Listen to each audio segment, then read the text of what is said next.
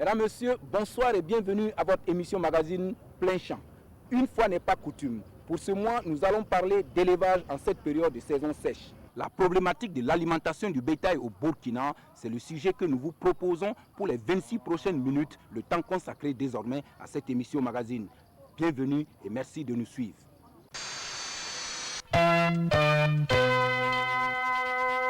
Pendant la saison sèche, période allant de fin mars à fin mai, les animaux n'ont presque plus rien à manger au Burkina. Et la production, la collecte et le stockage des tiges et autres pailles de sorgho pour nourrir les animaux en cette période sèche occupent les agropasteurs après les récoltes. Dans les différentes régions agricoles, les agropasteurs, pour suppléer le manque d'herbe pendant la période de soudure, il est question de collecter et de stocker les résidus de récolte pour nourrir les animaux en cette période critique. Constat sur le terrain dans ce reportage. La récolte du sorgho est terminée et ce sont les résidus de récolte que cet agropasteur du centre-sud est en train de collecter pour l'alimentation du bétail. Justin Konditambe est producteur de céréales à Sakuiliga dans le Zunduego. Il fait aussi de l'élevage et possède pour cette campagne une dizaine de têtes de bovins et de petits ruminants qu'il doit nourrir pendant la période sèche.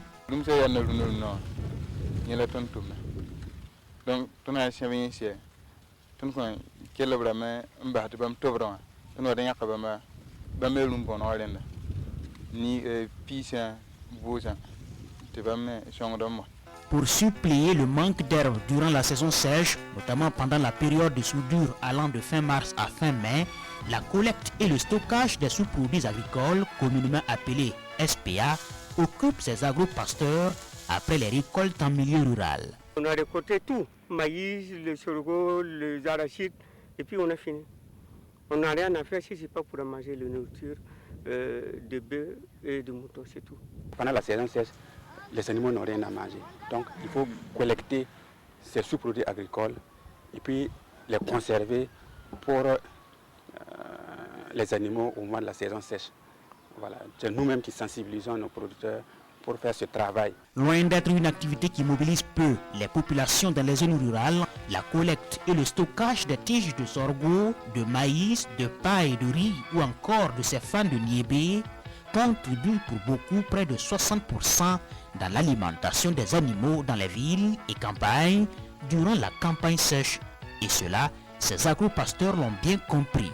Pour cette campagne agropastorale, François Zungrana vise un objectif: collecter entre 3 à 4 tonnes de résidus de récolte pour ces animaux. Tout comme la majorité des agropasteurs burkinabés, François a compris que la collecte et le stockage de ces pailles ou tiges vont certes lui permettre de nourrir ses vaches, mais bien au-delà.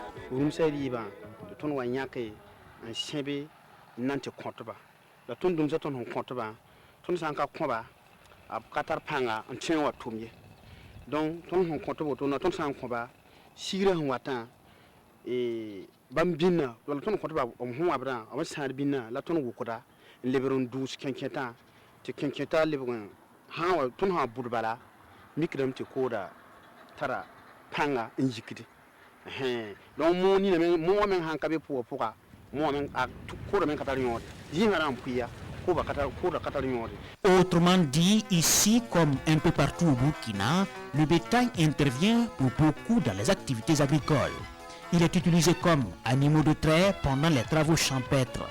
À cela s'ajoute la bouse de vache qui intervient dans le compostage ou la fabrication de la fumure organique, élément essentiel pour la production agricole.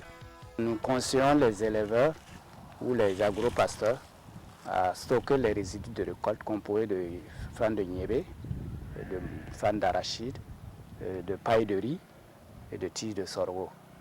Voilà, ces éléments-là sont surtout indiqués pour les animaux en embouche.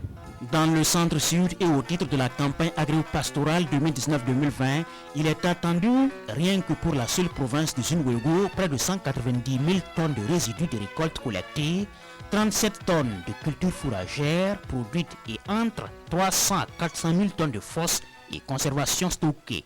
Il faut dire que la région produit énormément de résidus de récolte, compte tenu du fait que c'est des agro-pasteurs.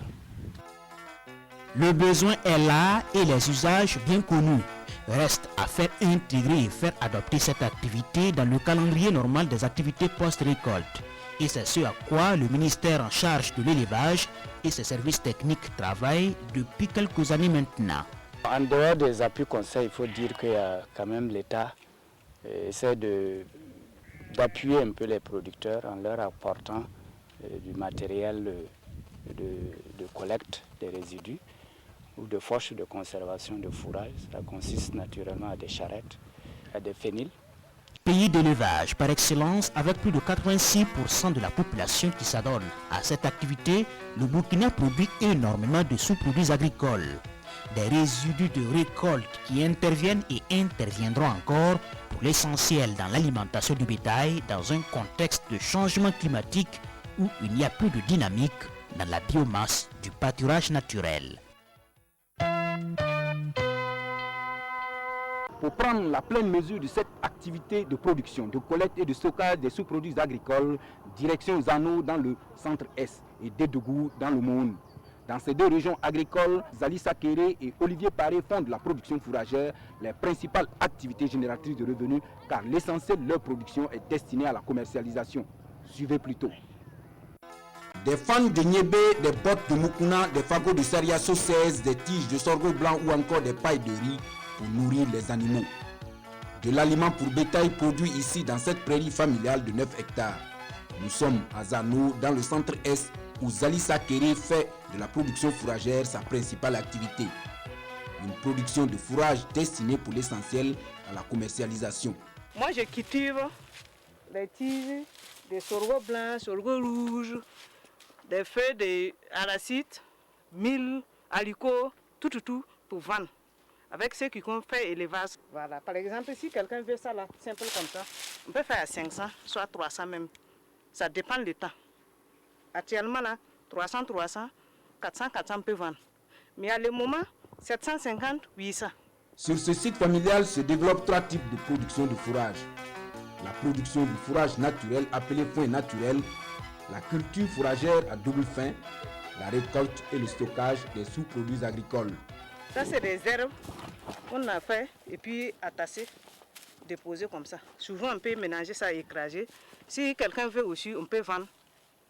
On peut vendre ça là simplement comme ça.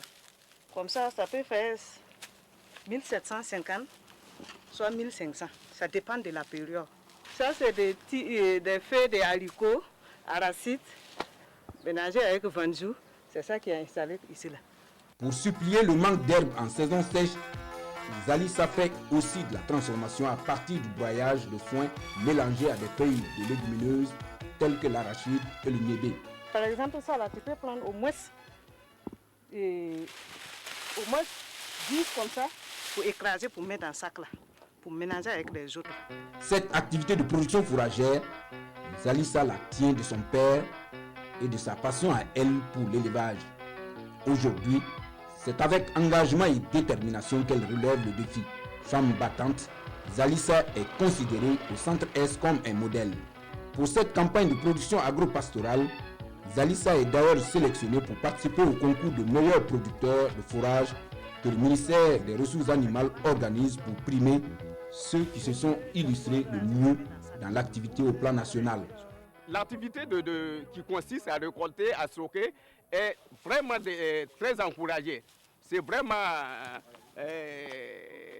le cheval de bataille en fait, à l'heure actuelle du ministère des Ressources animales. Parce que l'essentiel en fait, de l'alimentation animale provient effectivement de la nature, provient de là. Cette saison, la seule province du Boulgou dans le centre-est attend environ 5000 tonnes de fourrage naturel fauché et conservé et près de 15 300 tonnes de cultures fourragères produites pour environ 85 000 tonnes de sous-produits agricoles collectés et stockés. Des quantités de fourrage nettement supérieures à celles produites la campagne écoulée, mais qui sont loin de couvrir les besoins des animaux au niveau régional.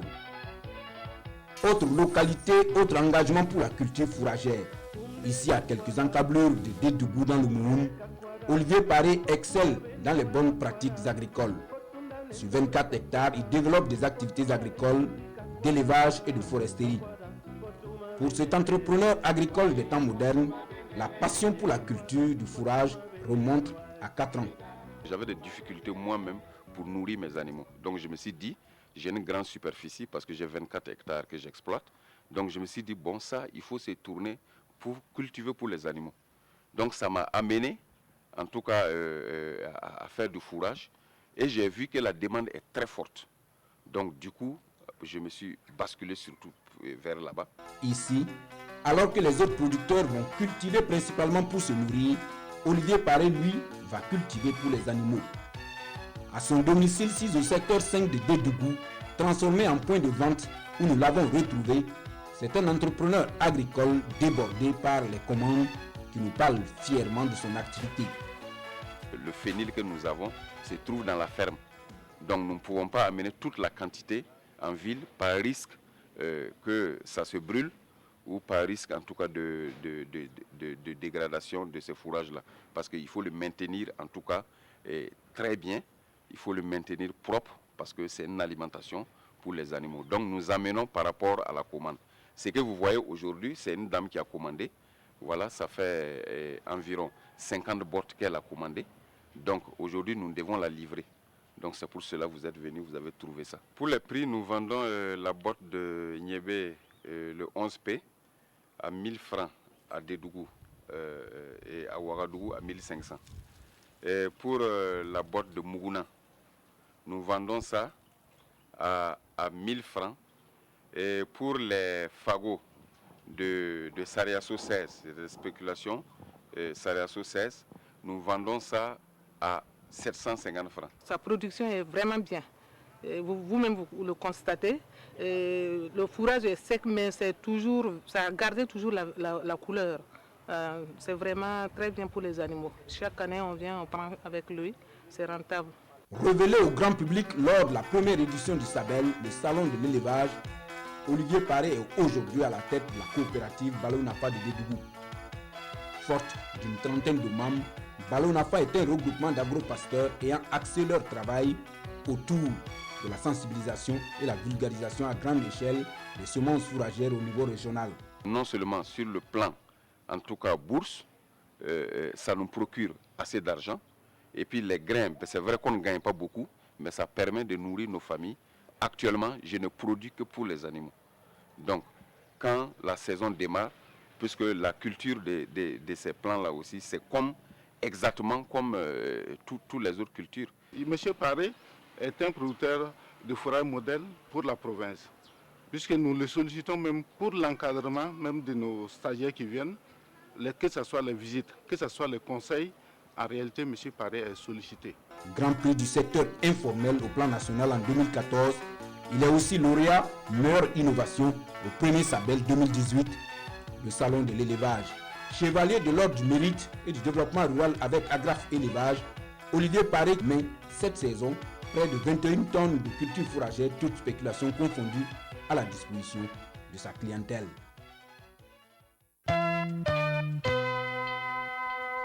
L'activité d'embauche ou d'engraissage des animaux à des fins commerciales, une activité qui prend de plus en plus de l'ampleur dans les quartiers périphériques de Ouagadougou. Loin d'être une activité intermédiaire pour bon nombre de Burkinabés, c'est une activité de reconversion réussie pour El Hadj Issoufou Kaboré. Une passion pour l'élevage qui se décline pour ce ex-agent communal, aujourd'hui à la retraite, qui se dit fier de son activité. Portrait. Comme tous les jours, El Hadj Issoufou nourrit avec la plus grande attention ses animaux. Il fait de l'embouche bovine. Ici, nous faisons que de l'embouche. L'embouche, si vous voulez bien savoir, nous achetons les bœufs au niveau de l'abattoir ou au niveau de Djibo, que nous venons. Et d'abord, dans un premier temps, quand ils viennent, on essaye de les traiter, de les soigner, de les déparasiter, de leur donner de la vitamine. Et on les laisse, on les fait que les nourrir. Plus qu'une activité pour retraiter, c'est une passion pour l'élevage qui se décline ici avec rigueur et détermination. Pour El Hadj Kaboré, aujourd'hui promoteur de cette unité d'embouche bovine et ovine, son amour pour l'activité d'embouche a commencé alors qu'il était encore en fonction dans un arrondissement de la place. L'idée de faire ce travail d'embouche, à vrai dire, j'ai plein d'amis qui sont dedans. Et moi, particulièrement mon papa, il faisait le commerce de bétail. nous, on est né le trouver dans le commerce de bétail. Donc, on l'a trouvé éleveur et agriculteur. Et c'est ça qui nous a vraiment formés. Ici, dans la banlieue nord-est de Ouagadougou, route de Zignaré, où il a installé ses quartiers d'embauche appelés Fermoun Kouni, 36 taureaux de race locale sont embouchés avec le plus grand soin. Comment on les nourrit? En fait, on a plusieurs types d'aliments. On a les tourteaux fabriqués par les usines. On a le farine de maïs fabriqué également par des usines. Mais on a ce qu'on appelle le déchet de maïs. Ça, on les prend avec les fabricants de farine et de son de maïs. Également, il y a la litière. 2 fois par jour, dans une approche affective et unique, une quantité d'aliments agro-industriels mélangés à du foin et du résidu de récolte sur place est donnée à ces taureaux dont l'âge varie entre 6 et 8 ans. Tous les jours, on sert 2 fois. Le matin, à partir de 10 h, on les sert. Et jusqu'à midi 30, 14 h, ils ont fini. Et à partir de 16 h encore, on les sert pour qu'ils mangent jusqu'au petit matin. Pour diversifier l'aliment pour son bétail, principal souci pour l'activité d'embouche, El Hadj Kabouré s'est doté d'un broyeur polyvalent. Un équipement avec lequel il produit cet aliment farineux, un mélange d'aliments broyés très nutritif pour les animaux.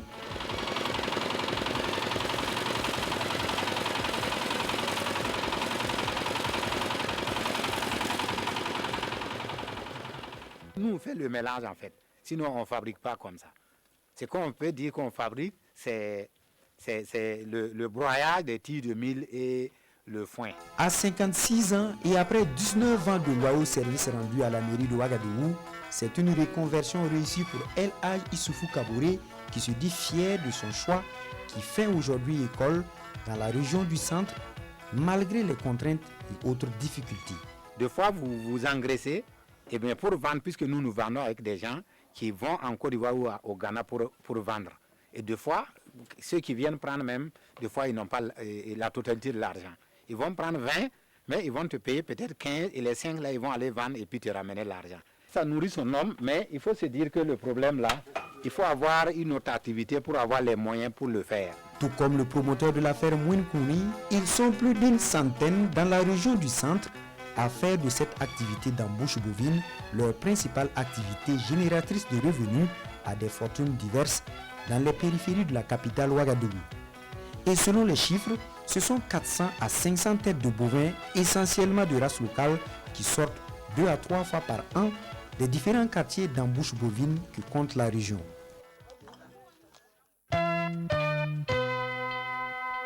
On estime aujourd'hui à plus de 38 millions de têtes d'animaux, bovins, ovins et autres caprins qu'il convient de nourrir durant les 8 mois que dure la saison sèche. L'alimentation des animaux en saison sèche est un véritable casse-tête pour les agro-pasteurs burkinabés. C'est également l'une des principales préoccupations pour les acteurs en charge du ministère des Ressources animales et halieutiques.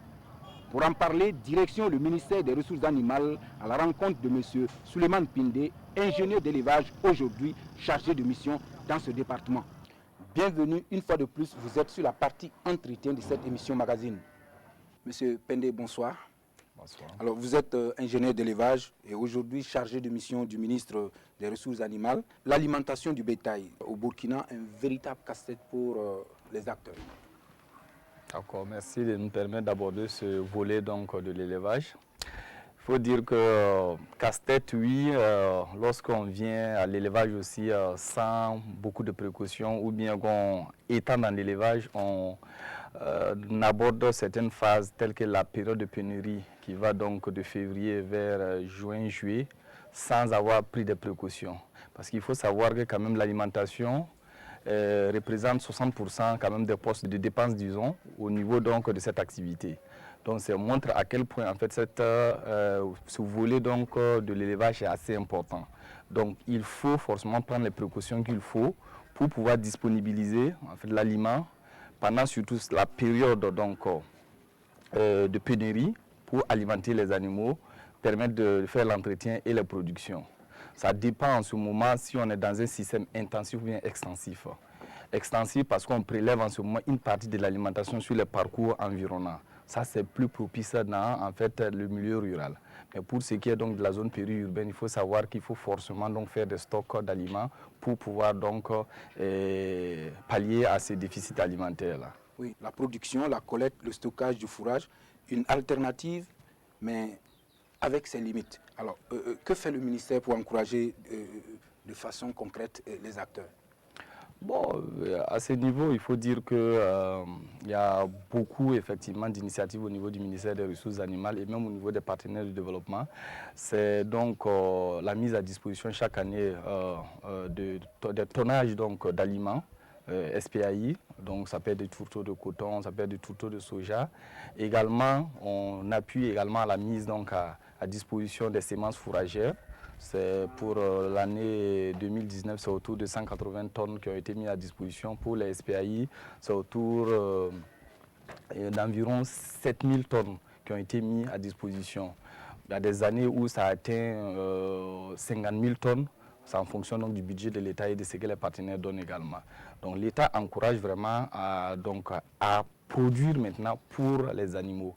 Donc on met également à disposition des équipements que sont les broyeurs pour valoriser un peu ce qu'on appelle chez nous le fourrage grossier. C'est les tiges donc, de céréales qui, à l'état naturel, sont peu valorisées parce que l'animal ne peut prélever qu'autour de 30%, 35%.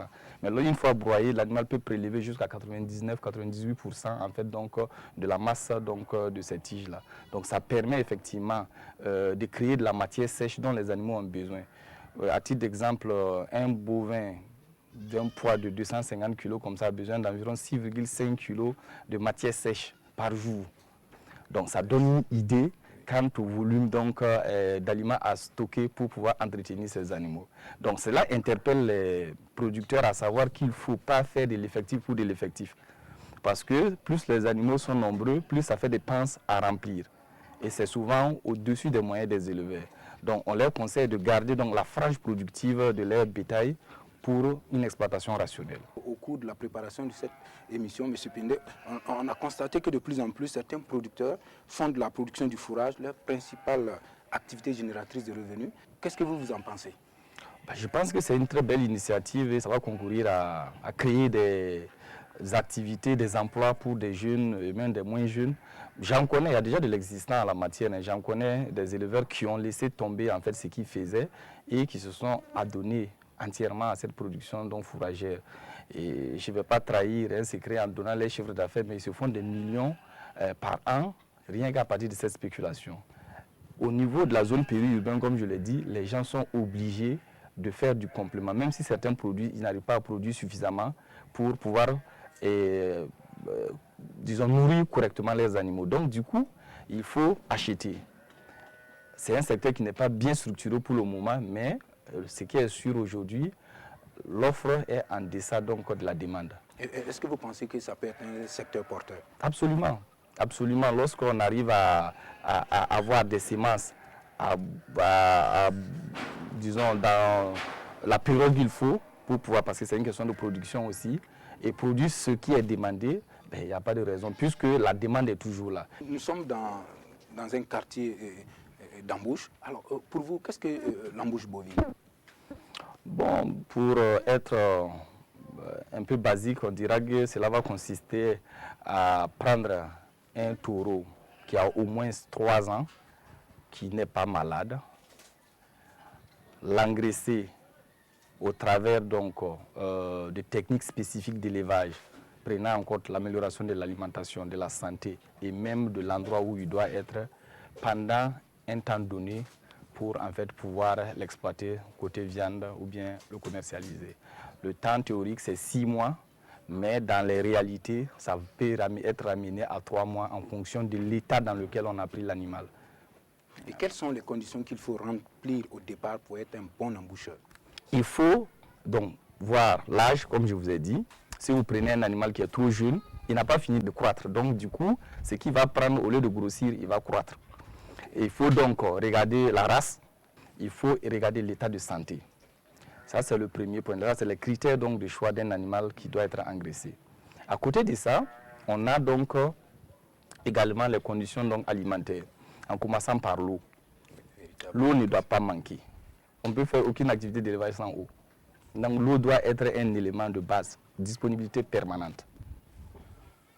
Donc, il faut des équipements pour les alimenter, des équipements pour les abreuver. À côté de ça, il y a l'aliment maintenant, du fourrage de bonne qualité, en abondance, en fonction donc du nombre de têtes. Quand ça c'est fait, il faut également suivre et gérer la santé de l'animal à emboucher. À côté de ça, on a également le fait qu'il faut un abri.